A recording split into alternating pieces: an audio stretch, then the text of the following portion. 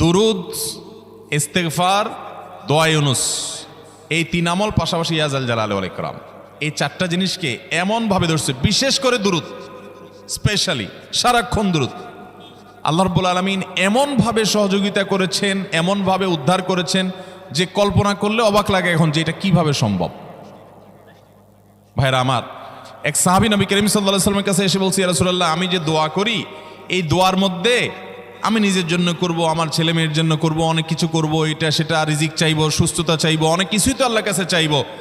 আপনি তো আল্লাহর রাসূল, আপনার জন্য দোয়া করলে আমাদেরই লাভ, একবার দোয়া করলে আল্লাহ 10 বার রহমত নাজিল করবেন, তো আপনার জন্য আমার দোয়ার ভিতরে কত পার্সেন্ট রাখবো?